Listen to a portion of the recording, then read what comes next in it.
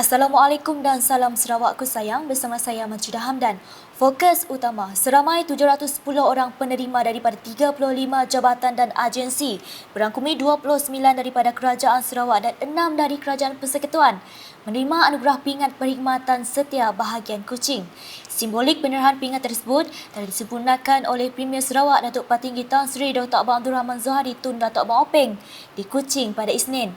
Antara yang mendahului senarai penerima ialah Peguam Besar Negeri Sarawak, Datuk Seri Talat Mahmud Abdul Rashid dan Setiausaha Kewangan Negeri Sarawak, Datuk Seri Dr. Wan Lizosman Wan Omar.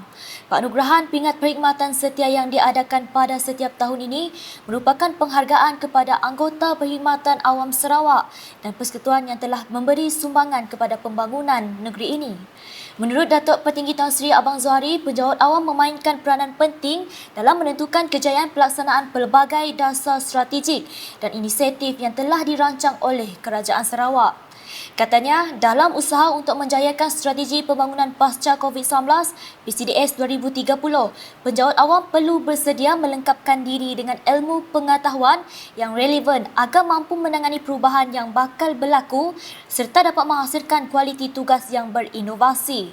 Beliau berkata demikian dalam perutusan bagi Majlis Penyampaian Pingat Perkhidmatan Setia bahagian Kuching 2023.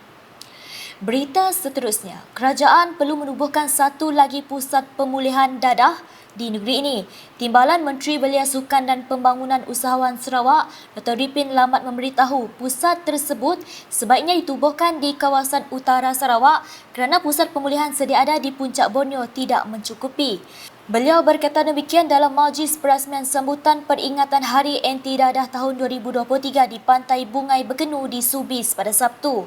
Sementara itu, Dr. Ripin berkata keseimbangan dalam kehidupan dunia tanpa sempadan dengan pelbagai medium teknologi yang digunakan harus disokong dengan pembinaan jati diri dalam kalangan masyarakat agar tidak terdorong dengan gejala tidak sihat.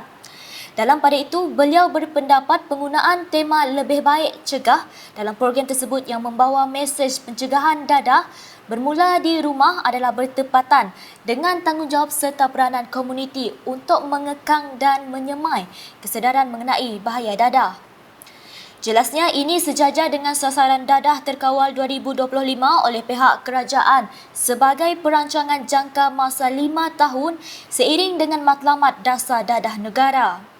Manakala pada hari sama di Miri, Dr. Ripin yang juga ahli Dewan Undangan Negeri Adun Lambir berkesempatan menyempurnakan penyerahan sumbangan semenam bulan Ramadan kepada 4 masjid dan 19 surau dari sekitar kawasan Dun Lambir. Setiap masjid mendapat sumbangan sebanyak RM2,000, manakala RM1,000 pula diberikan kepada setiap surau. Beralih ke Padawan, dengan masyarakat Bianah diseru agar menumpukan usaha dalam pendidikan untuk membangunkan anak masing-masing. Timbalan Menteri Pengangkutan Sarawak, Datuk Dr. Jerib Susil memberitahu pendidikan mempunyai peranan yang sangat penting dalam melahirkan anak-anak muda sebagai insan yang berguna. Jelasnya, dengan adanya kemahiran, kebijaksanaan serta kepakaran dalam pelbagai bidang, maka ini akan menyumbang kepada pembangunan kampung. Beliau berkata demikian semasa berucap dalam Majlis Makan Malam Pengumpulan Dana dan Anugerah Kecemerlangan Pendidikan 2023 pada Sabtu. Dalam pada itu, Datuk Dr. Jerib yang juga Adun Mambong telah meluluskan dana berjumlah RM100,000 kepada Persatuan Bianah di mana sebanyak RM50,000 disumbangkan kepada tabung pendidikan Persatuan Bianah dan RM50,000 untuk aktiviti tahunan persatuan tersebut. Beliau berharap dengan adanya dana ini, maka ia akan melahirkan ramai lagi anak-anak Bianah yang berjaya melanjutkan pengajian di peringkat lebih tinggi serta melahirkan ramai golongan profesional pada masa depan. Sementara itu, masyarakat diseru mengambil langkah proaktif dalam membendung jenayah di kawasan kejiranan. Timbalan Menteri Pendidikan, Inovasi dan Pembangunan Bakat Sarawak, Datuk Francis Harden Hollis berkata, rondaan kawasan kejiranan yang kerap oleh ahli kawasan rukun tetangga KRT adalah amat penting untuk mengatasi isu jenayah. Jelasnya, keterlibatan individu dalam penagihan dadah di bahagian Seri Aman khususnya adalah pada tahap membimbangkan.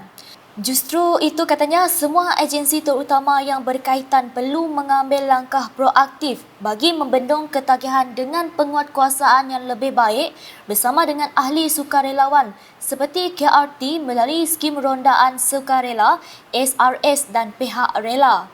Beliau berkata demikian semasa berucap pada majlis perasmian program Gerak Rahmah Jum Ronda SRS peringkat bahagian Seri Aman di Kampung Sabu di Simanggang baru-baru ini. Manakala pelbagai ragam dan telatah murid-murid tahun 1 dilihat pada hari pertama sesi persekolahan bagi sesi 2023-2024. Rata-rata murid-murid yang hadir ceria dengan berpakaian sekolah dan ditemani ibu bapa masing-masing seawal jam 6.30 pagi. Murid-murid juga kelihatan bersemangat dan seronok kerana dapat bersemuka dengan guru serta bertemu rakan sekolah yang baharu. Sementara itu, tinjauan wartawan Unit Komunikasi Awam Sarawak UKAS di sekolah mendapati kebanyakan ibu bapa mengambil kesempatan menghantar dan menemani anak-anak masing-masing yang pertama kali memasuki alam persekolahan. Ibu bapa yang ditemui berkata anak-anak mereka sangat teruja untuk hadir ke sekolah. Malah kata mereka, anak-anak mereka bangun awal dan bersemangat turun ke sekolah seawal jam 5 pagi. Ibu bapa juga turut memberikan reaksi positif terhadap pembelajaran dan kelas secara bersemuka berbanding kelas yang dijalankan secara dalam talian sebelum ini. Dalam pada itu, cuaca mendung dan hujan tidak mematahkan semangat murid-murid baharu. Ditemani ibu bapa masing-masing datang ke Sekolah Kebangsaan SK Serian. Murid-murid disambut oleh Pegawai Pendidikan Daerah Serian, Bun Si Tunton, diiringi Guru Besar SK Serian Jailan Jeman serta guru-guru seawal jam 6.40 pagi Isnin.